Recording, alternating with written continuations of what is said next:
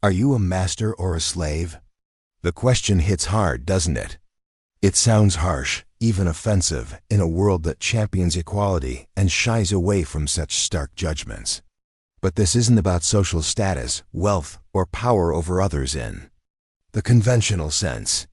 This is about a profound internal classification, a psychological distinction offered by Friedrich Nietzsche that cuts to the very core of your being.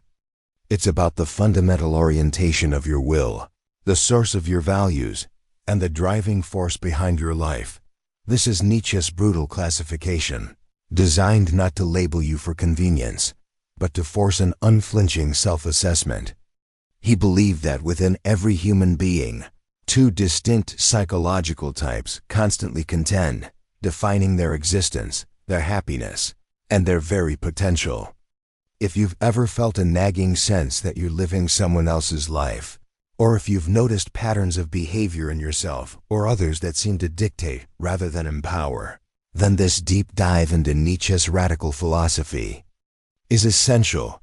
We're going to explore what he truly meant by master and slave mentalities, not as fixed categories you're born into, but as psychological dispositions that we cultivate, reinforce, or perhaps strive to overcome. This isn't about judging others. It's about brutally honest self-reflection. It's about understanding the subtle, often invisible chains that bind, and the profound freedom that awaits those who recognize the master within. To begin, let's discard any modern connotations of the words master and slave. Nietzsche was looking back to ancient aristocratic societies, not to praise their social structures, but to understand the psychology that emerged from them. Imagine a powerful, noble warrior class, secure in their strength, their traditions, their intrinsic worth. For them, good wasn't something handed down, or something they had to be to please others. Good was simply what they were. It flowed from an abundance, an overflowing of life, a spontaneous affirmation of their own power and vitality. This is the essence of master morality. It is a morality born of strength.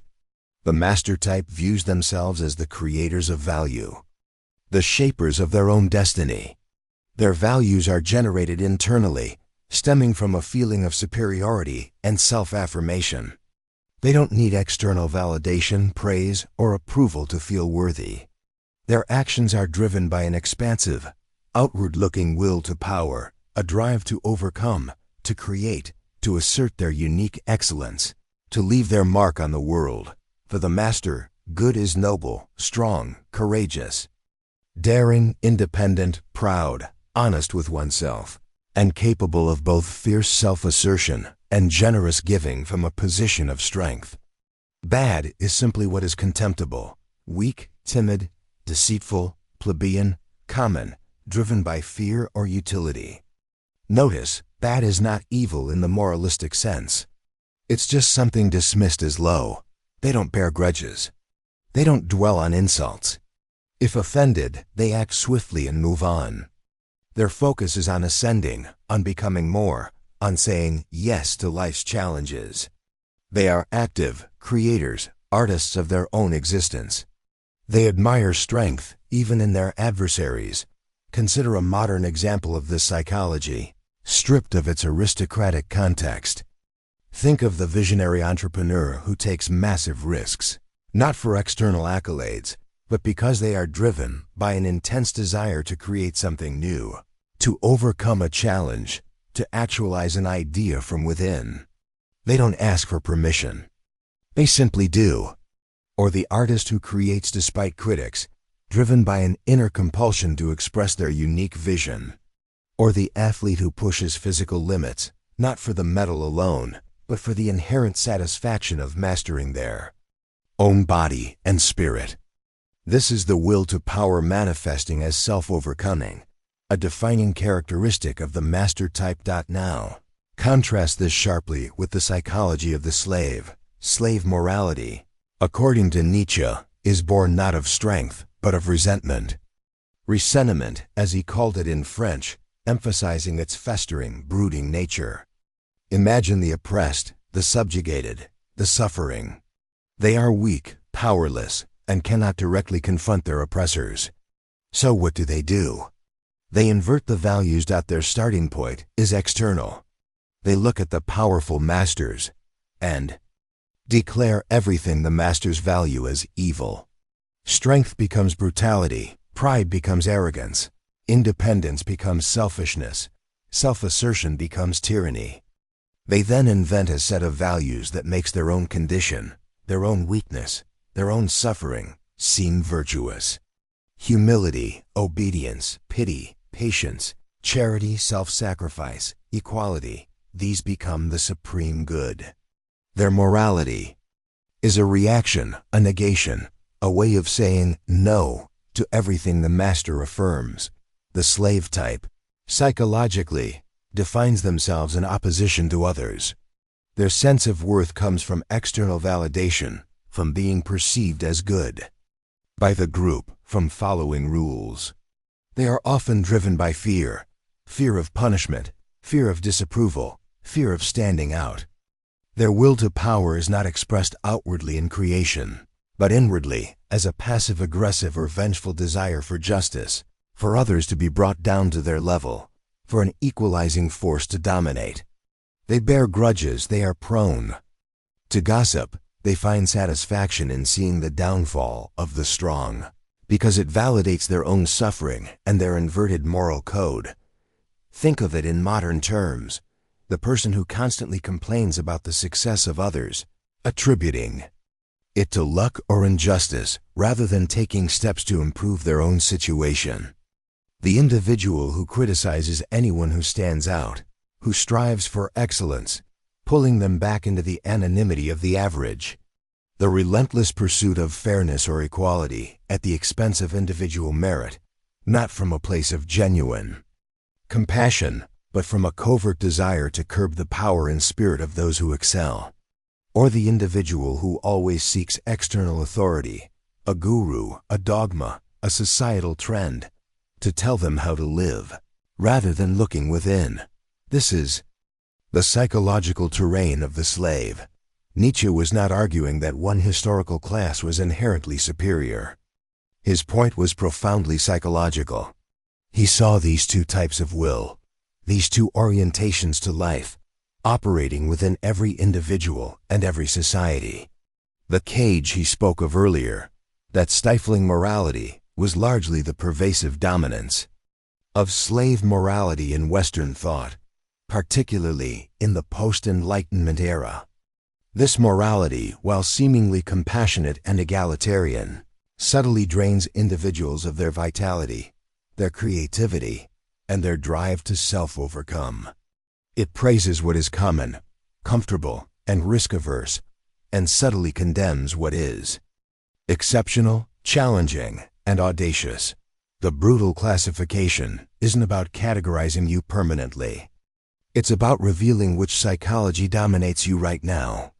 Do you predominantly create your values from within, or do you internalize them from external sources, particularly those based on resentment or fear? Is your primary drive to expand, to overcome, to become more? Or is it to protect, to react, to diminish? Let's delve deeper into the hallmarks of each. The master-type individual, psychologically speaking, possesses a profound sense of self-respect and an inherent dignity. They trust their own judgment. They don't need to be told what is right or wrong. They know it intuitively through their strong, healthy instincts. When they make mistakes, they learn from them, incorporate the lessons, and move forward. They are characterized by self-reliance. Their worth comes from within. They are their own measure, active will. They initiate, they act, they create. They don't wait for permission or external validation, affirmation of life. They embrace all of life, including suffering and challenge, as necessary for growth. This is the essence of amor fati, a love of one's fate, honesty with self. They acknowledge their desires, their strengths, and their weaknesses without self-deception. Courage. They are willing to take risks, to face discomfort, to stand alone if necessary. Generosity from abundance. They give from a place of strength and overflowing spirit, not out of obligation or a desire for reciprocation. The slave-type individual, psychologically speaking, often suffers from an underdeveloped sense of self-worth. They rely heavily on external validation. Their values are often a reaction to perceived threats or desire for comfort and safety within the group. They are characterized by external reliance. Their worth is often tied to how others perceive them or how well they conform. Reactive will. They respond to external stimuli, to rules, to what others expect. Their actions are often driven by fear or resentment, negation of life. They often find solace in denying difficult aspects of life or in longing for an ideal future, afterlife, that negates the present. Self-deception. They may rationalize their weaknesses or project their own undesirable traits onto others. Prudence. From fear. They prioritize safety, avoid risks and cling to comfort, even if it means stifling their own potential. Envy and resentment. They can feel bitter towards those who excel, often seeking to pull them down or reduce them to a common level. Their charity may come from a sense of obligation or a desire for recognition. This is not a binary. Very few people are pure masters or pure slaves. We all have elements of both psychologies within us. The modern world, in particular, with its emphasis on mass culture, social media validation, and collective norms, often subtly cultivates slave psychology. The constant need for likes, the fear of cancellation, the pressure to conform to ever-shifting social narratives, these are fertile grounds for the reactive, externally validated psychology that Nietzsche critiqued. So, the crucial question isn't am I the master or the slave, but rather, which psychological orientation dominates my daily choices, my reactions, my self-perception? Am I primarily driven by an internal impulse to create and overcome, or by external pressures and a reactive resentment? Consider your relationship with suffering. The master type, in Nietzsche's view, sees suffering as a necessary, even desirable part of life, a crucible for growth, a source of strength, a condition for greatness. They embrace it, use it, transform it. The slave type, conversely, seeks to eliminate suffering at all costs, to avoid it, to escape it, and to pity those who endure it. While compassion is a human virtue, a morality that makes suffering the ultimate evil can inadvertently weaken the human spirit, leading to a profound aversion to any discomfort or challenge. Think about your relationship with individuality. Does the thought of standing out, of being different, fill you with exhilaration or anxiety? The master type embraces their uniqueness, even cherishes their eccentricities. The slave type often seeks anonymity within the crowd, finding safety in sameness, fearing the judgment that comes with distinctiveness. This classification is brutal because it strips away our comfortable illusions. It forces us to confront uncomfortable truths about our motivations. Are we genuinely pursuing our highest potential, or are we secretly trying to bring others down, or just trying to fit in? Are our actions driven by an affirmation of life, or a resentment of it? The path to embodying more of the master psychology, for Nietzsche, is the path to the Bermensch, the self-overcoming individual we discussed previously. It's about consciously shifting your center of gravity from external validation to internal creation. It's about transforming the raw material of your existence, including your weaknesses and your suffering, into strength and meaning. This transformation requires radical self-honesty, an unflinching examination of your own motives, your desires, your fears, without the comforting veil of inherited moral judgments. Embracing discomfort. The master type thrives on challenges. Growth is inherently uncomfortable. Are you willing to lean into that discomfort? Cultivating your inner authority, learning to trust your own instincts, your own judgment, your own taste. To know what is good for you without external confirmation, affirming life in its totality. This is amor fati, learning to love your fate, To see every experience, even the painful, as essential to who you are becoming. No more wishing things were different, but actively willing them to be exactly as they are, for they are yours. Becoming a value creator. Instead of adopting values, you forge them. You become the legislator of your own life, drawing upon your deepest will to power. This is not a call to be cruel or exploitative. Nietzsche was a deeply sensitive man who suffered greatly. His critique was aimed at the psychological and spiritual, crippling that he saw resulting from a pervasive slave morality that praised weakness and conformity. His vision was for a humanity that could ascend to new heights of creativity, strength, and self-mastery, not by dominating others, but by magnificently dominating themselves. The master in Nietzsche's view is the individual who says a resounding yes to life, to becoming, to the inherent struggle and triumph of existence.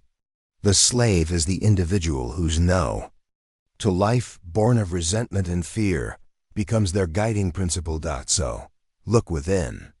Which voice resonates louder in your decisions, in your reactions, in your aspirations? The voice that creates, affirms, and risks, or the voice that reacts, negates, and seeks safety in the crowd?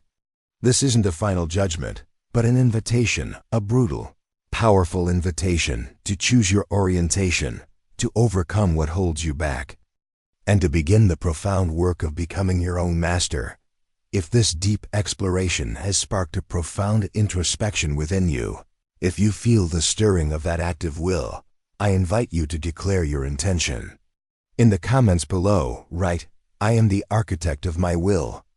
This powerful statement is a commitment to self-mastery. And if you're ready to continue this journey of radical self-discovery and transformation, exploring how to live authentically and powerfully in a complex world, be sure to subscribe and check out the next video on the channel. The choice is yours. Will you build or will you react? Will you lead your life or be led by it? The path to mastery begins with honest sight.